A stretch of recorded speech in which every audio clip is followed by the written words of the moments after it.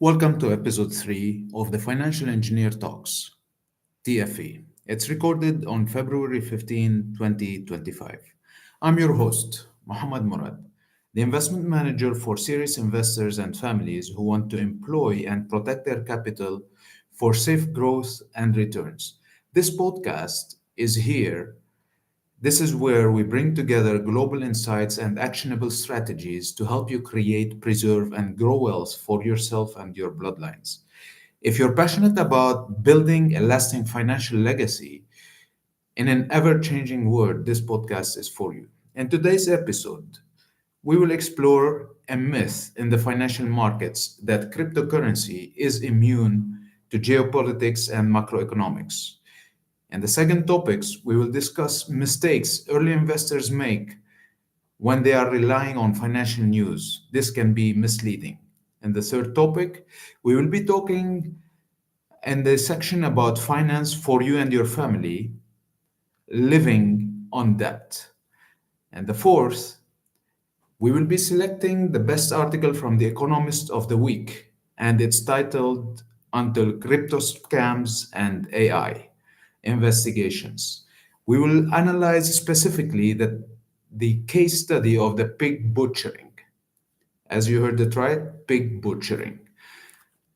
And the topic about AI and its role in investing, we will be discussing how it's helping the financial analysts to take better decisions and how new funds are integrating AI into their analysis. Then, in the last, in the section where we discuss words to invest by, we will be talking about is in investing, what's comfortable is rarely profitable. A statement by Robert Arnott. So let's get started. Where do we start with? Okay. In the section on the myth, well, let me put timer, otherwise we have so many topics. If I don't want this session to take more than 8 minutes, let me just put the timer. And my clock is here. Not the Tabata clock. Yeah. 8 minutes. Let's put it 8 minutes. Ready. So, in the section on the myth today, we will be discussing for the next 8 minutes how cryptocurrencies, we used to think that cryptocurrencies are built and they are immune to geopolitical events and macroeconomics.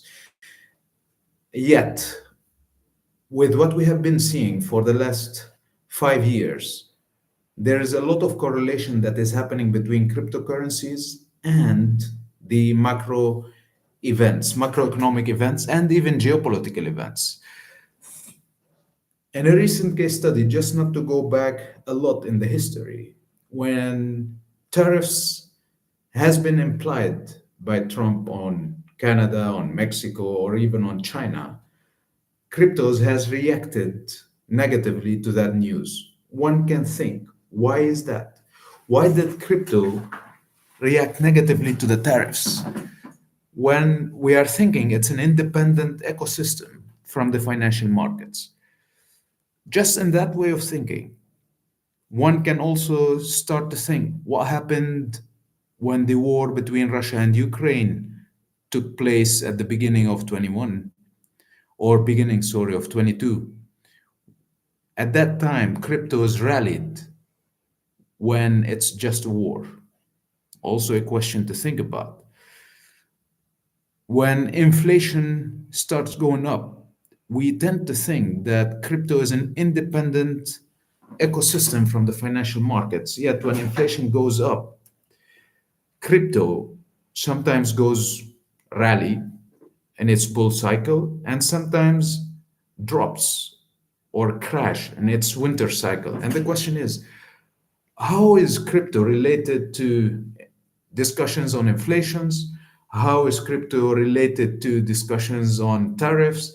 How is it related to discussion on interest rate? When the interest rate goes up or the interest rate goes down, why would crypto react to that? whether it's positive or whether it's negative, and how do we position ourselves given the forecast of what the macroeconomics are expected and what are we trying to achieve with that. It's always to protect the capital and grow it with time. Now, to keep things simple, always remember that heavily on earth we still rely on fiat currencies, whether it's the euro or the British pound or heavily the US dollars, which is still considered the best strategic reserve around earth. Now, when we think about it this way, and we also know that crypto is just a mere technology software, you can call it a technology company, developed by companies around the world to perform certain actions on the blockchains, whether those actions are ledgers or transactions or transfer of funds. These are just technological innovations. Now, or disruptions, if you want to call them. Now, institutes look into crypto as just another technology investment. For the retail investors, they think about it as a currency, they call it a coin, you can call it whatever you want. But by the end, it's just a software that we invest in. This software could be successful or it could be a failure, depending on its utility and depending on the community that it could build around it. When you have an amount of money circulating between people's hands, this amount of money could be allocated to any type of asset classes. It could be bonds, it could be stocks, it could be real estate, it could be art, it could be cars, it could be their expenses, it could be whatever, it could be remaining in cash. When the competition between all those asset classes is always where is the money gonna flow? And the competition is determined by who is providing the best returns and for the lowest risk. The best returns for the lowest risk. Crypto, it's still considered a highly volatile asset. Some people don't like its volatility and they consider it as a risky asset class. When you have an increase of returns on a lower risk assets, take it as a treasury bonds in the United States or a real estate investment or wherever it is, then people with resources would start flooding that money from crypto back into other traditional asset classes. And this could create or would create a crash in the crypto cycle. Yet I'm calling it as a cycle because it will go down and then it will go up. Definitely, we're speaking about the coins that have already established themselves. If you want to rank them from top to bottom, let's say Bitcoin, Ethereum, XRP, these are the best coins that would always hold future value, at least as we are talking today on the 15th of February. Now, when tariffs are imposed, people expect that move in economics or in statecraft economics as a move of uncertainty that would create certain new type of dynamics in the financial markets. And with that uncertainty, with that scares or fear, always the capital would flow from uncertain assets or riskier assets into stable assets. That's the capital flight. And when other venues start or other asset classes start offering their investors a higher returns or higher yields for less risk, this is when we will start seeing the flight of capital from one asset class to the other. And this is how crypto would start becoming affected by tariffs. This is how crypto would start becoming affected by other regulations like the interest rates or other fiscal tools like the interest rates. They would start being following the inflation cycle as well. And here let me, because this is a tricky discussion about what's the relationship between inflation and cryptos. If we want to think that cryptos is a safe haven, especially Bitcoins. And I'm going to give you a case study that was done by one of the hedge fund managers. When the inflation started rallying 2 years ago or 3 years ago, exactly in the year of 22, many hedge fund managers And to be specific, I'm going to give you a good name for a hedge fund manager that moved 2% out of his portfolio into cryptos. And the rally of Bitcoin at that time, at the beginning of the increase of the, and that was only for a brief period of time, at the beginning of the increase in the inflation cycle, this is when Bitcoin rallied because people went to it as a store of value against fiat currencies. Now, if you notice afterwards, that was a smart move. Then afterwards, when the government started using its fiscal tools and specifically the interest rate, this is when they increased the interest rate, the Bitcoin dropped and the inflation started dropping again with it. And why would that happen? Oh, we finished our section on this, but let me just give a closure on this topic. Why would that happen?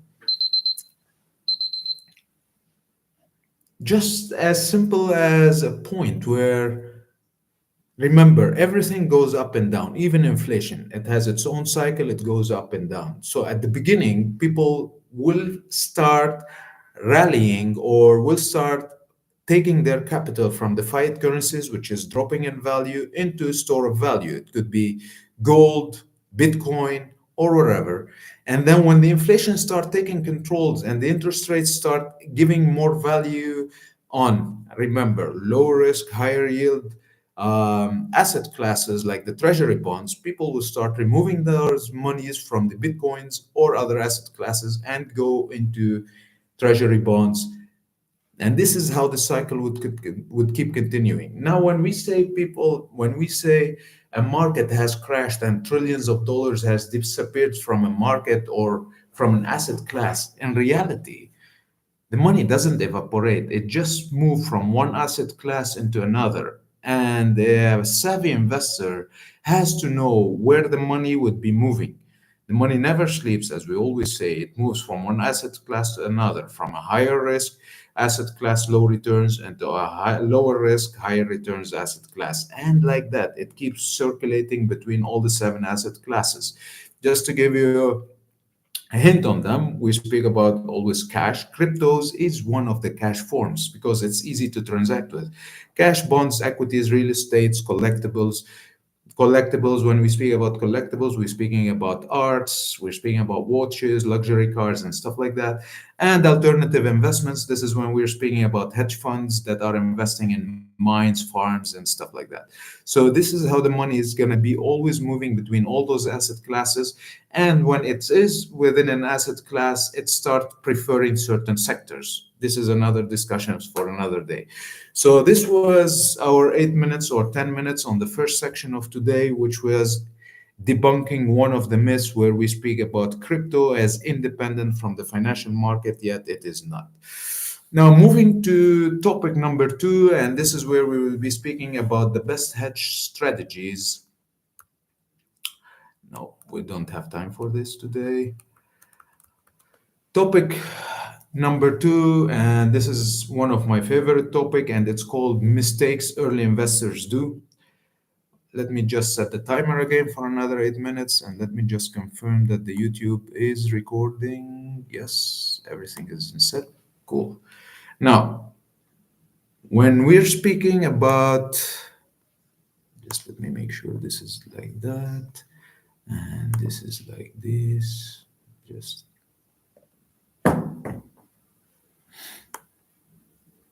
like this. Fantastic. Let me set the timer again for 8 minutes.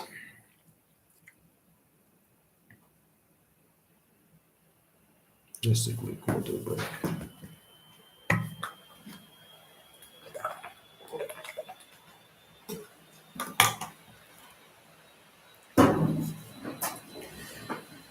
The second topic, and this is an exciting topic, guys. One of the common mistakes early investors do, and this is the over reliance on news. You know, they always say, I heard on the CNN or on the Fox news or whatever is the news that they want to follow, that Facebook is doing good or Facebook is doing great. Rarely that they think that these news channels and media channels are traps for the retail investors, and they are highly paid by the institutions. They are highly paid by the institutions to drive certain agendas for the institutional traders. Now, let me give you a little bit of a more accurate example. And this happened with Facebook in the year 2024, exactly in April 2024. You can go in and check it on the online. Just check April 2024. The stock is Meta, which is Facebook. You can check exactly what were the titles on Reuters and other headlines. And the specific title were, to read it here from my notes, it speaks, let me just read it properly. On Reuters, the headlines was Meta sparks tech sell-off as AI splurge spooks Wall Street. It's a very sophisticated title by one of those financial writers. The idea is they are trying to create fear for the investors in order to sell the stocks of Meta at that time. Now, if you go back to the history or the chart at that time, you will find that the stock at that day dropped by 13%. So those news always would affect the stock on a short term in order to drive the retailers out of the markets. And that time, at that day, the price went down by 13%. It went down to $440 more specifically at that day. Today, the stock is $725. And that's an increase of 65% on the same share, which at that time went down by 13%. Now it went up by 65%. Guess who benefited from that move? Institutions, institutional traders, those people who drove the agenda. And like that, you can apply it all the time.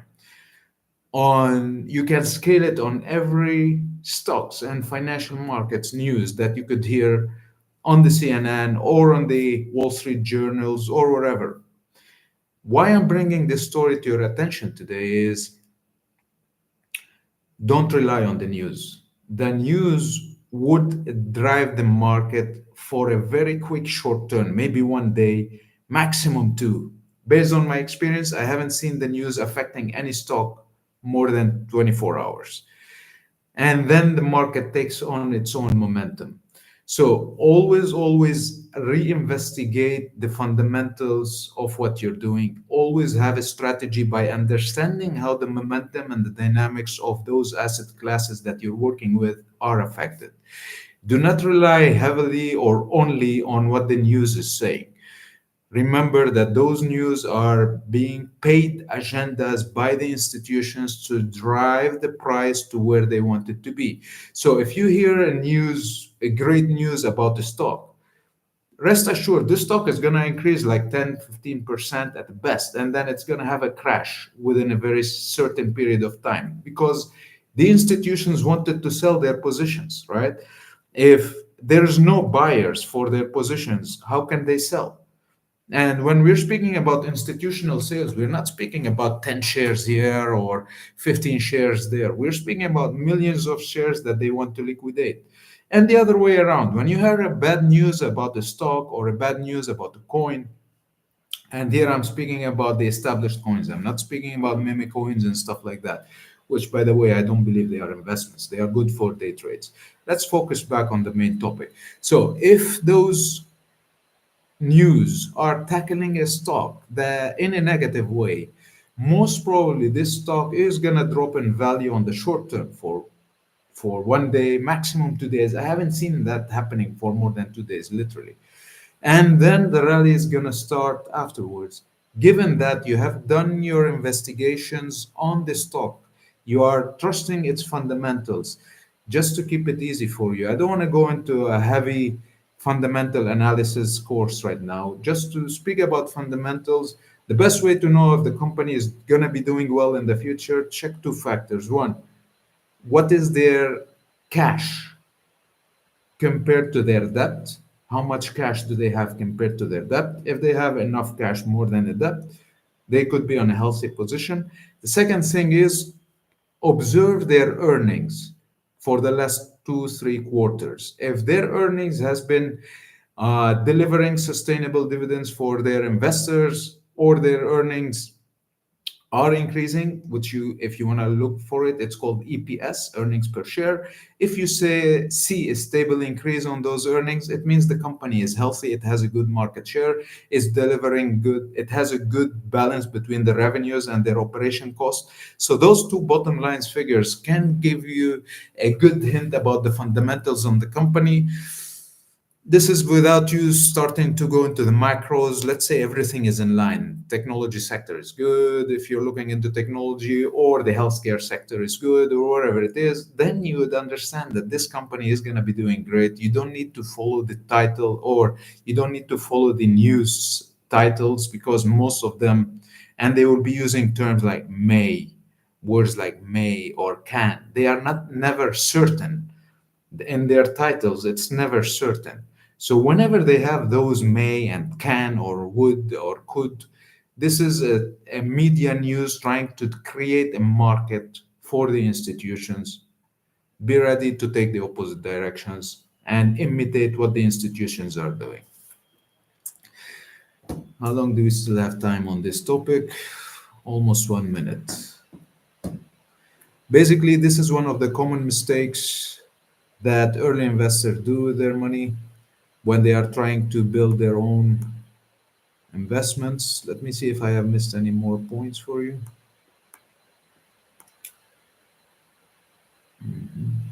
Don't panic sell, of course. So to avoid these mistakes, analyze the fundamentals, not just the headlines. Follow the institutional moves, which we spoke about it. Using technical analysis, there's a lot of strategies in the marketplace. If you already have a strategy that has been delivering for you good results, keep following that strategy. Don't change it. If you don't, I would recommend you to read some books, learn it properly. Do not apply technical analysis just from a TikTok trader or something like that. There's a lot of bullshit in the markets, and every trader has its own strategy that works for him. And maybe it doesn't work for you, maybe it doesn't work for the market as per se, because most of the time they might have good 3 trades out of 10 and suddenly they are kings. And try to avoid timing the markets, because the markets are not seasonal as you think as they are. This was topic number 2 for you today. Now we're going to move to topic number 3. Let's just take a quick water break.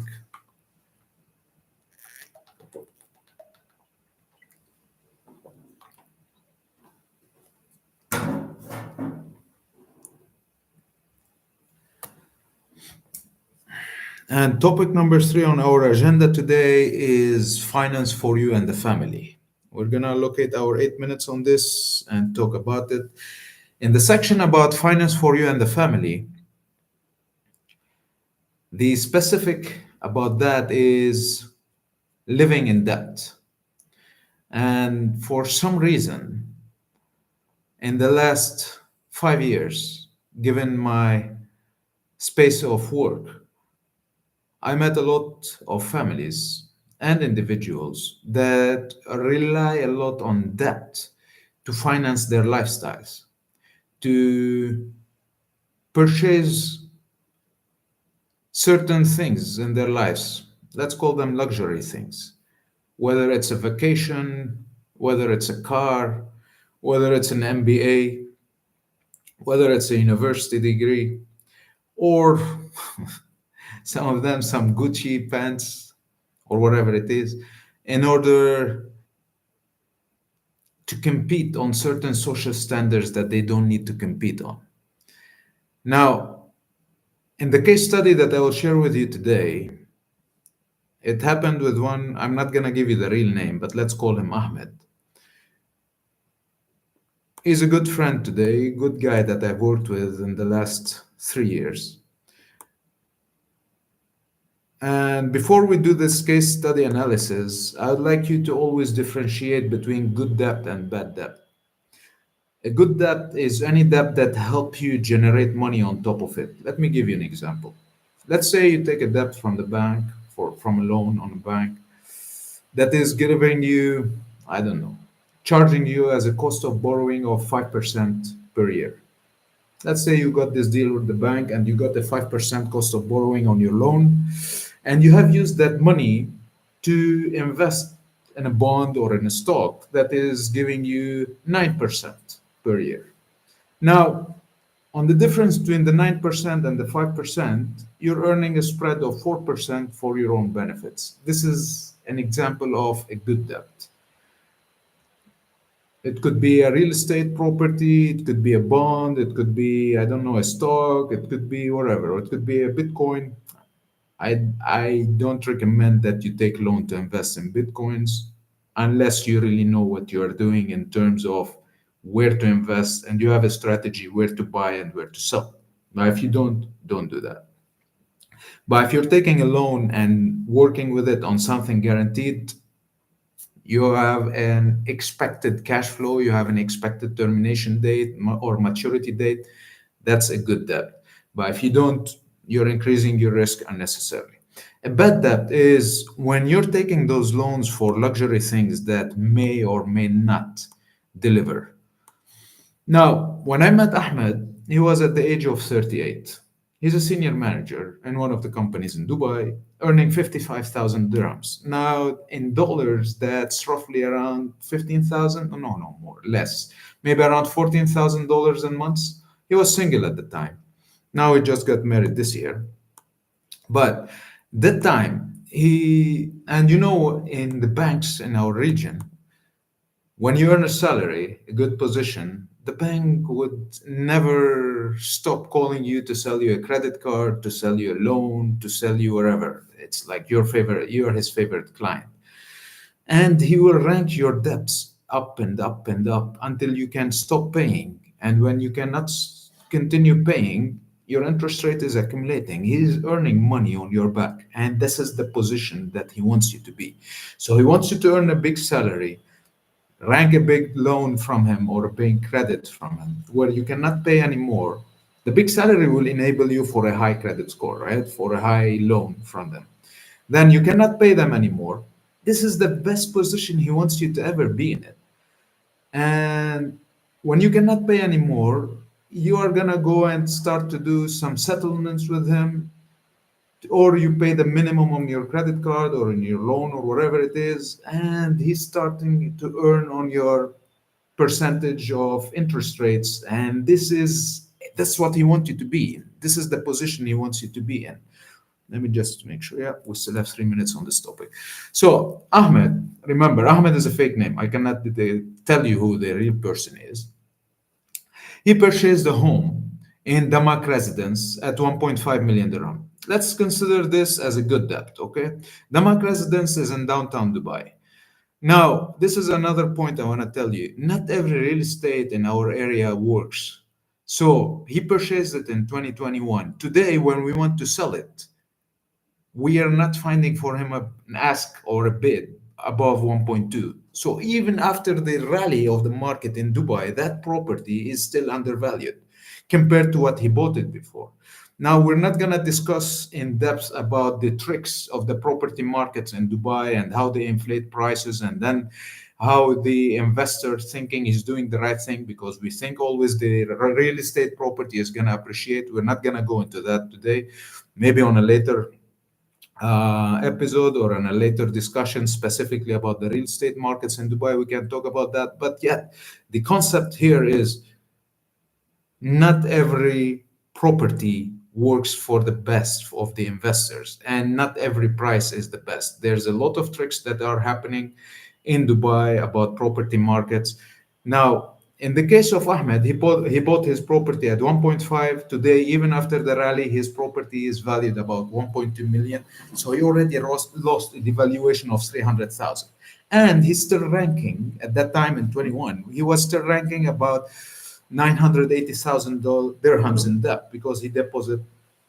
Sorry, at that time it was a little bit more, 1.2 million, because he deposited 300,000 in terms of the the down payment. So when we first met, he was having 1.2 million dirham debt. Today, the value of the property is 1.2 million dirhams.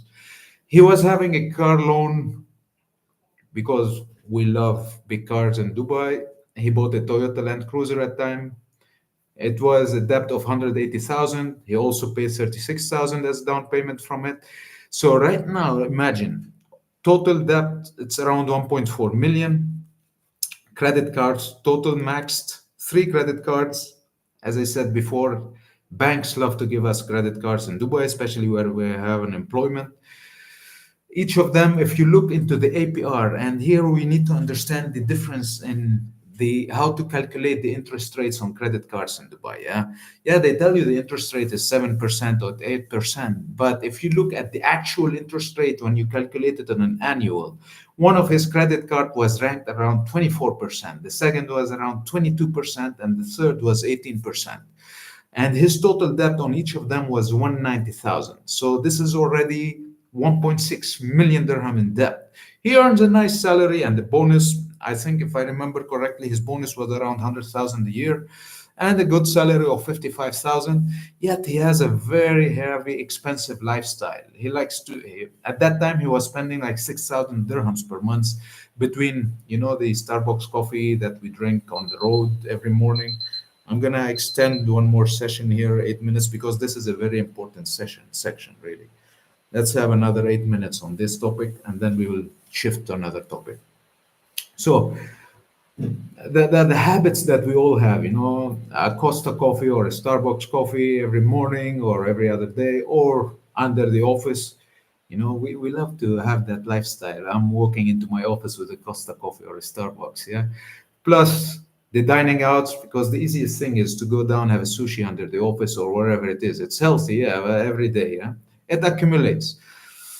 And we love to travel in Dubai. On average, I haven't met yet anyone from Dubai who doesn't travel at least 3 times a year or minimum twice. So that could accumulate to another 4,000 dirham per month in terms of expenses. Yeah, so as a budget. And this is an example as well.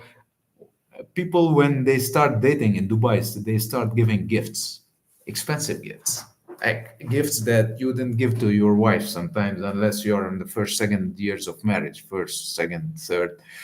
But expensive gifts like watches, bags, and stuff. Why? So there was a very big budget between dating gifts and stuff and his own fashion style, branded clothes, wherever. On average, when we accumulated, it was around 3,000 dirham per month on his expenses. Plus, the personal trainer. His personal trainer cost plus his gym was around 2,005 dirham, 2,500. Clubbing, around 4,000 dirham per month. Everybody needs to go clubbing on Friday evening in order to discharge the week events.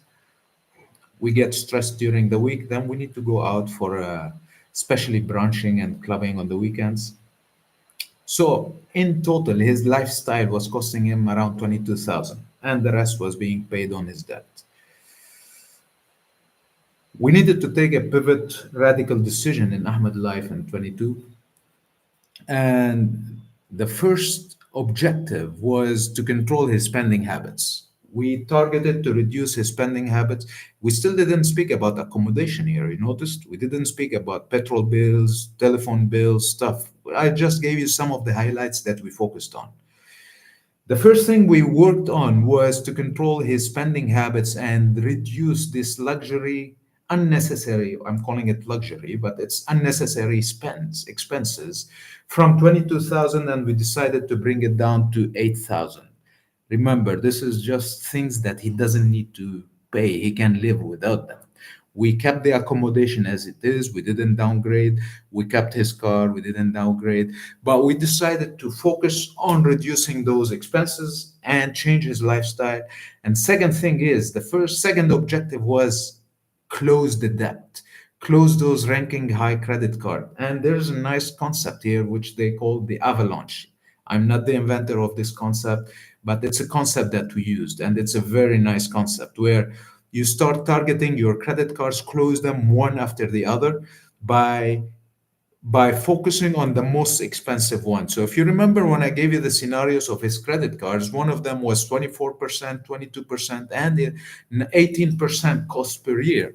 So we closed the first one, which was 24%. Then with all the extra money that we saved from the lifestyle, yeah. So we closed the first one in around 4 months. Then we targeted the second one, we closed it while keeping on maintaining the payments at minimum for the other two. And then we moved to the third one. Well, after we closed the second one, then we moved to the third one and we closed it. We didn't manage yet to sell his property in the Mac residence, which is ranking a high expense. But we managed to find, those what you call them, the holiday homes, kind of Airbnb kind of style. The property is over there right now. It's generating for him is around 8% per year. And one of the problems in that investment was it's ranking a very high service charge, which it's called maintenance service charge when you own a property in Dubai. So between his mortgage and the service charges, right now the Airbnb is kind of covering that cost until we find a way to sell it at least at the break-even point and try to find a better use for his money. Because to park 1.5 million dirham in a real estate that even in its best time it's not generating, really it's not the best use or leverage for the money. So today, in Ahmed case, now we started working after we closed all his debts. First, close the debt. Don't live on debt, guys. We changed the lifestyle, we closed all the debt, and we started building a portfolio for his retirement and his financial commitments. Now that he has a wife, he's planning for kids in the future. So he started worrying about the future in terms of, okay, what can happen to me? And this can happen very easily in the Middle East. What can happen to me if I lose my job tomorrow? Where's the safety net that I've built? How many people do you know that came and worked in Dubai and they go back to their countries holding nothing in their hands? It's a lot. I've met a lot of people that go back, they spend 5, 10, 15 years, wherever, and they go back to their countries with maybe the last 2 months of their salaries, maybe, or the end of service. They haven't built for their futures. So one of the concepts that was missing in our education being raised here in the Middle East is who's going to take care of us when we grow. We used to rely on our families, yeah, like our brothers, our sisters, our kids. And we come out from a family concept where the kids are going to take care of the parents in the future. Maybe a piece of land here, maybe a showroom there. But yet, with the increase in cost, now kids cannot take care of their parents in the future how the older generation used to. When, let's say, the my grandfather used to have 12 kids, and when the 12 kids grow up, they can't take care of him between themselves. Right now I have 2 kids, yeah. And I know that when they grow, the cost of living, unless they have their own businesses or their own investments, the cost of living is going to be heavy on them for them to support me. So the question that I ask Ahmed and I ask myself every day, what have I done in order to be ready for that day when the kids cannot support me? And we have to always be ready for that. We don't want to rely on the kids to support that. We want to have a seed fund for them when they are ready to take life on. At the age of 18 or 17, maybe they might decide to go to university, or maybe they want to have their own business at the time, or their own startup, and wherever. You might need to have a seed fund for them to do whatever they want with it. So these financial commitments, we plug them into the future. Yeah, you want to buy a house, you want to have a seed fund for the kids, you want to have a life where you retire at the age of 45 or at the age of 50, whatever. Everyone has its own objective. Yeah, so by that you have a figure, which we call them, let's call them the magical numbers. You know those magical numbers, and then you have the timeline from now until that time, and you start building from that. So in Ahmed's case, now we started building this. I know we still have 8 years now to build it for him because he's planning to retire at the age of 45. Now it's gonna be a challenge, But we can do it because thanks God he have a good salary, he have a good bonus, and finally he's in the good spending habit, let's call it. He still enjoy a nice lifestyle, but we have reduced that, and he's having this apartment that could cover it's covering itself for now until we find a way to pay up the mortgage, which is still around 980,000.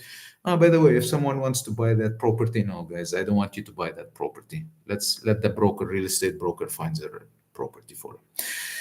Now, this was the topic about finance for you and your family. That was the section on that. Now, we're moving to another topic, which is we still have, I think, yeah. And this is the economist best topic. We're going to have another 8 minutes on this. Let's have just a quick water break. Maybe you know the newsletters called The Economist.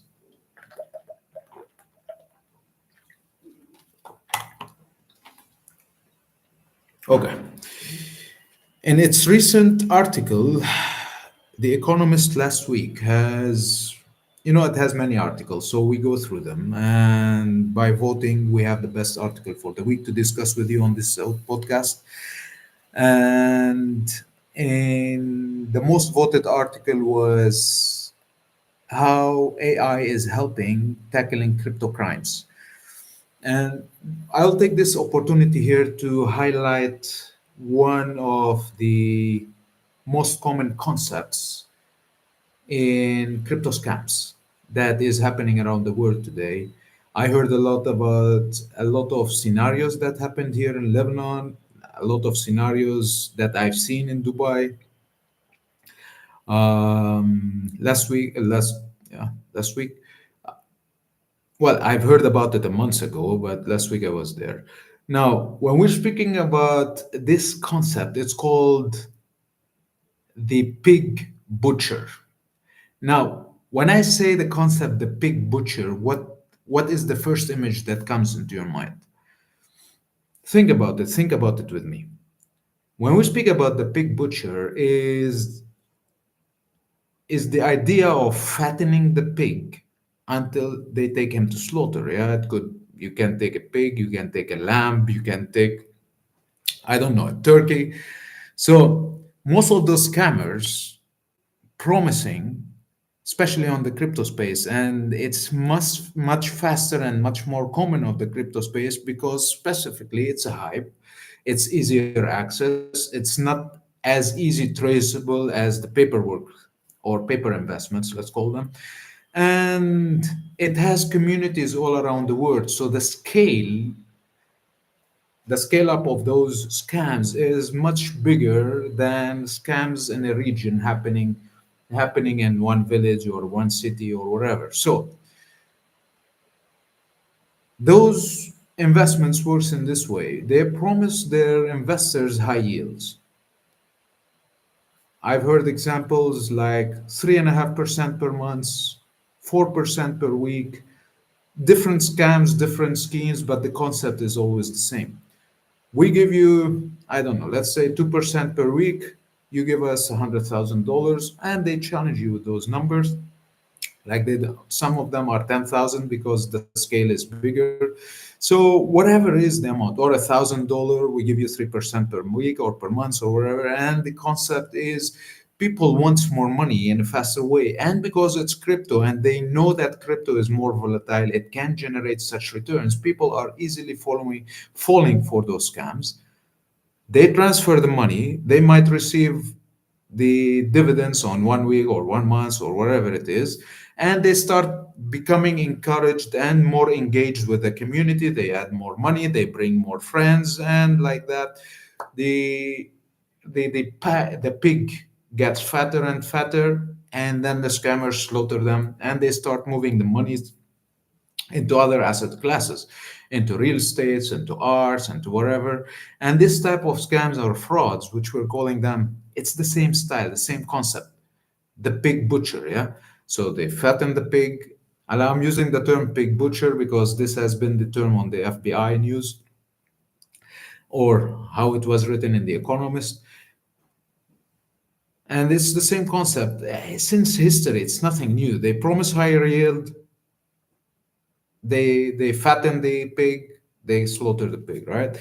Now, with the use of AI, this the FBI and other investigations bureaus, they started tackling down, and the last Ponzi scheme was uncovered. It was in the Middle East and Asia. It was run by a Chinese. You might be laughing because most of them are run by Chinese in the Middle East and in Asia. It helped them tackle $2 billion, which is amazing. Now, what I recommend you to do, guys, before I'm not a forensic affair, but I'm just someone who love to share those information with you because I work in the space of investments. Now, I don't work in the crypto investments, however. Now, one of the good things that whenever I'm investigating a case for my clients or my investors, I use a couple of tools that help me investigate those cases or those opportunities. The three tools that I'm gonna share with you today, they are called. One of them is called chain analysis. Maybe you've heard about it. They are available online. You just go in, put the scam or put the opportunity, and check it. It will, or which blockchain they are using, and then you can investigate a lot of more data. It helps you gather more chatter from the internet, from the social media, from the communities on Telegram, and gives you a little bit of more, some kind of a score for the opportunity, and then accordingly you can decide what to do with it. So you can use chain analysis, you can use elliptic, and you can use Sion. I will pronounce them for you. Elliptic, Elliptic, chain analysis as ChainAnalysis. It will give you the track records, the history, it doesn't show you the addresses of the wallets, but it kind of gives you some feedback. And Sion, this is for you, Seon. So save those for you. And most of the hedge fund managers and banks and regulators are using those tools to flag any illicit transactions. And look, if you one of the patterns that you would see when there are scams, you would see a lot of, let's say, wallets transferring monies with a lot of high frequency, let's call it high frequency transfers, small amounts, high frequency transfers into some centralized wallets. So when you see those patterns, you need to understand that there is something wrong over there. So always try to investigate them when using those analysis that helps you track on the on-chain. You can also use some other tricks for the off-chain or some other tools for the off-chain intelligence. This is what these people use. Social media tracking, Telegram groups, and dark web marketplaces. It helps you understand more the depths of those scams. Now, we're not all experts in those forensic affairs, but this would at least help you protect your capital as a retail investor. As a retail investor, it's your responsibility to protect your own money first, right? And then grow it. So to protect it first, use and learn how to use elliptic, chain analysis, and Sion for yourself.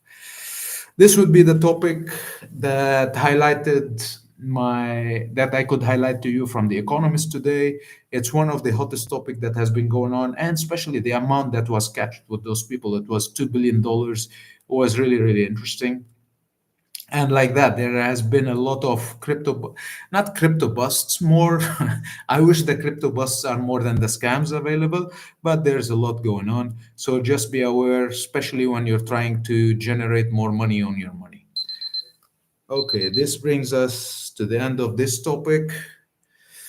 Now I'm gonna share with you. We still have two more topics on the podcast of today. One is how we are using AI in the decision making, and how we are enhancing our financial analysis with it, especially by designing AI agents. And I'm going to share with you some of the top funds that are using AI. And for our case, we use it on our own scale. how we've designed agent on ChatGPT. I haven't yet explored the agents on DeepSeek or stuff. I I have been loyal to ChatGPT since almost 3 years now. The concept of using AI into decision making and financial analysis has helped me reduce a lot on the overhead in the team and also the time. Usually, when we want to evaluate an opportunity for an investment, especially if we're speaking about secondary market investment, here I'm not speaking about private equities or art pieces or real estate or wherever. Here I'm talking about buying a stock on whatever platform, interactive broker or an ETF or whatever it is. How do we use AI to do that? Yeah, you can go on ChatGPT and tell him, help me design, blah, blah, blah. But ChatGPT is equipped with what it already knows. It's not equipped with something unique to your own strategy, to your own analysis, to your own objectives, right? To also, if you want to hold that stock for a short term, mid term, long term. And when I'm saying here short term, we're speaking 6 months to 1 year I'm not speaking day trading, guys. Here we're speaking investing. Yeah. So when we're speaking about long term, we're speaking, let's say midterm, sorry, it's let's say up to 2 years. And if we're speaking about long term, and yeah, more than 5 years on a financial cycle is too much for a long term, really. Because things can change a lot dramatically, especially in the age of today. Many companies can go bust, and many companies can present much higher opportunities for returns. So, the way we're using AI is really by starting from the macros and drilling down to the micros. And in the past, this job used to take us around 3 weeks, literally around 3 weeks to generate those reports in order to do the analysis. Now, because we have built our own GPT models, we can click this every day morning. Tick tock, we have a result. Tick tock, we have a result. In the past, a large team of 6 people and time in order to generate those results. Now, with ChatGPT, we have taught a model to analyze the macro analysis for us. And when we're speaking macro, we're not looking into the S&P, how it's performing alone, or the interest rates alone. By the way, guys, interest rate is not a leading indicator. It's a lagging indicator. Let me explain. A leading indicator is an indicator where you can use it to speculate where are we in the economy and where are we heading in the next 3 to 6 months, because we're always in that cycle, right? So today, just to give you a summary, today we are in the boom session of the economy. We still might present some good opportunities for rallies on certain sectors. We're not yet in a recession. We are not experiencing a slowdown, but we have taught GPT to help us analyze certain lead indicators. Maybe if you want, drop me a line or something, we can have a specific session later on about what are lead indicators or what are lagging indicators, and we can analyze them. We can have a specific case study about that. So we use ChatGPT to help us analyze the lead indicators and to analyze also the lag indicators. So the lag indicators help us understand where are we in the economy today, because they are in synchronicity or in synchronization, forgive my English, they are in synchronization with the economy of today. So this is how we use the lag indicators. And when we speak about lag indicators, definitely we're speaking about things like GDP, things like employment rates, things like non-farm payrolls. So these helps us understand where are in the economy today, but they don't help me understand where are we heading in the economy. Are we gonna still see some increase, or are we gonna see some concentration in the economy and then a drop? These are not the job for that. When we're looking for lead indicators, this is when we're looking at the earning reports. This is when we're looking the sentiments in the market. And we create a score with those AI models in order to understand where are we. And based on that scores, we have still nothing is guaranteed in this world, right? When we're speaking finance, there's always change, there's always news, there's always wherever. So we are trying to do always our best to understand, based on the information that is available in our hand today, to have the best speculation and the highest probability for that speculation of where the economy is heading. Now, guys, I want to have some fun with you here, and for the crypto fans among you, forgive me for what I'm going to say. But what I'm going to say is almost applies about everything in the market. People don't know nothing, honestly. Like if you take it from JP Morgan to Bloomberg to UBS to the bank next to you in your hometown or wherever, they don't know nothing. And yesterday I was having, the notifications that comes on the screens, on the screen of your mobile, like one analyst XRP is gonna go to 35,000 or whatever, $35, let's say, per coin, and another one is XRP is gonna go to zero on the same screenshot. I wish I took that screenshot. I was laughing. And in reality, it's always like that. Investment houses don't know nothing. No one can predict what the future is. They can align the signals, or they can align their models and have certain idea about what the future gonna be, right? And then they are gonna do their stress analysis to design their portfolios or make their investment decisions ready for this scenario and ready for that scenario and ready for this scenario, whatever are those scenarios. And like that, they are gonna try to, if let's say there is a recession, they will change like that. If there is a rally, they will change like that. But there is not one solid formula until today. And now with the increase of use of AI in the future, this might change. But until today, we are using the AI to help us predict as much as we can or speculate as much as we can by aligning more and more the signals and interpreting that data, millions of data points, things that we couldn't use in the past at that speed. We could use all those millions of data points for different model analysis to speculate to the best we can. Now, why I'm saying with the AI in the future, this could change, because AI could start designing the markets the way they want it. Instead of relying on the engagement of the retail markets and the institutional markets, the activities of buying and selling, the fiscal policies of interest rates or inflation rates or whatever, in the future, AI could already design that and drive us into those directions. Now, this is not the case today. Today, we're using the AI to the best we know to help us analyze where we are in order to predict what's going to happen in the future. So, this is how we're using AI in investment management. And this brings us to the last section in our podcast today. And that is a topic that I love to call it invest by those words, or words. Yeah. I think I've titled it Words Worth Investing In. It's a quote, like quote of the day or quote of the week. Yeah. So for us as investor, we like to use the word words worth investing in. And the quote that I've selected for you today is from a hedge fund manager called Robert Arnott. And the word that he used was, in investing, what is comfortable is rarely profitable. Now, I'd like to think with you about this concept. And in reality, this concept, it's a double-edged sword, and it can be applied to many things in our life. Now, when comfort takes over our life, and not only in investing, later on we will take it to the niche of investing, but in everything, in exercise, in lifestyle with our families, in being an entrepreneur or not, creating a new project or not.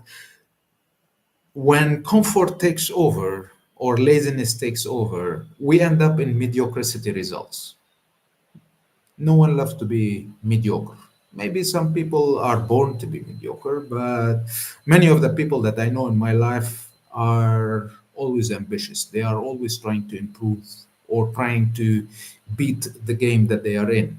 Whether they are, like, I know people, or I met people among my friends that are just finishing graduation or just quit university, some of them, and some of them are really high up at the age of almost retiring at the age 65, and some people have retired at the age of 38, but they are always trying to beat or perform the best that they can in the field that they can.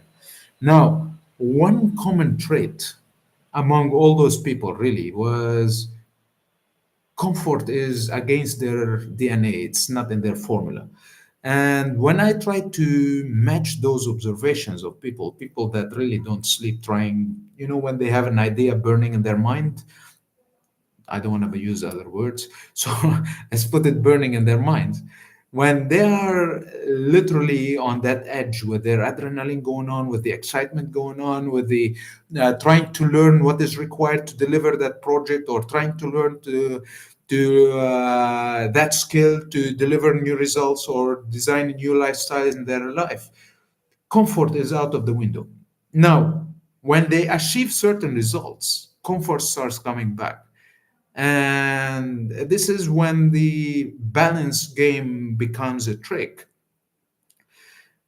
where if comfort takes on us for a long period of time, mediocrity results will start hitting, while always finding the next challenge. Whether if you're exercising, let's say if you could do 12 push-ups, now you can do 15, you challenge yourself to 18, you challenge yourself to 20, your body will keep evolving. New muscles are broken, new muscles are rebuilt, new strengths, new frontiers are uncovered. If you could run for 1 hour, maybe you could try 1 hour and a half. Here I'm taking about speaking about exercise because it's an easy language to speak with everyone.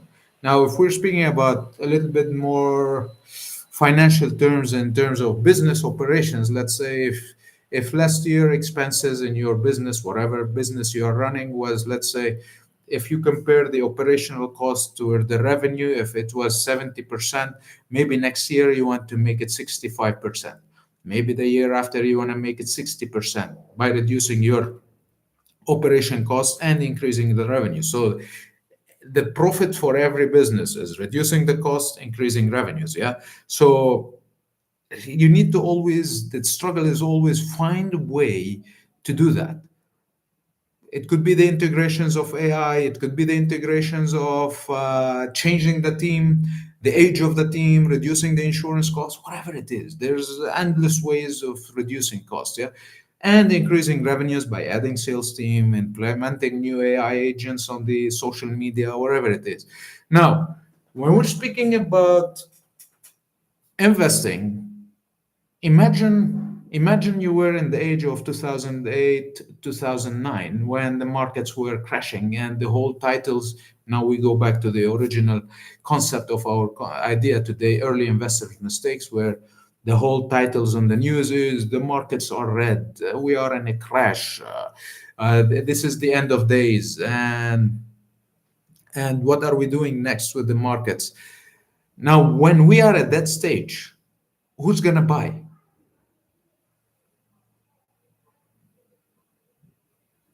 I don't know what's happening here.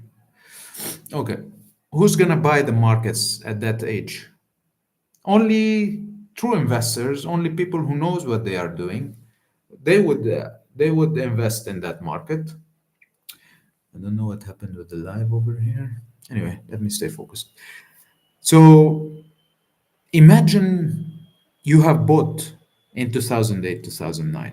Now, something I'm going to share with you. Between 2008 and 2009, when the market went down, they rallied from 2008 until the year 2020, beginning of 2020, just in the period before COVID, the market went up by almost, if I remember correctly, I'm not gonna go, let me open my charts really, since we are on this topic right now, and maybe we'll give a chance for the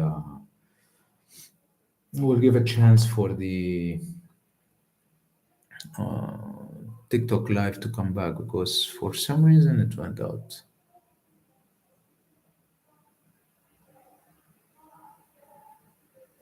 I don't know. Okay.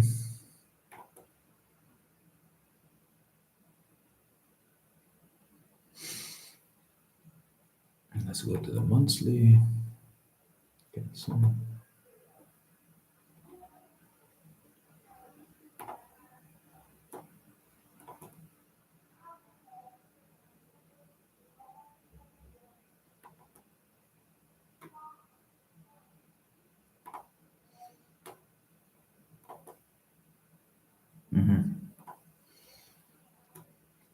Yeah, between 2008 2009, the market from the bottom, yeah, I'm talking here from the bottom. The market all the way till 2020 went up by almost 400%. Feedback successful. Okay. Almost 400%.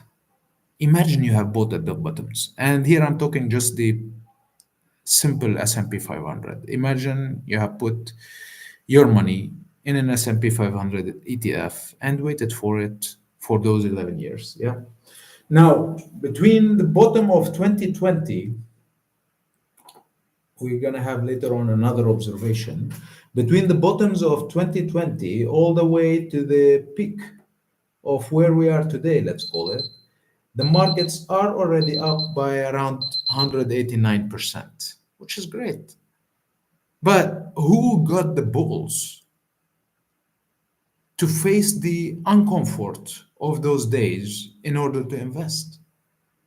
The concept is when the markets or the investment opportunity sounds uncomfortable, go for it, lean in. Or the business that you're leaning into it is uncomfortable, lean in. And because growth comes from uncertainty, growth comes from uncertainty.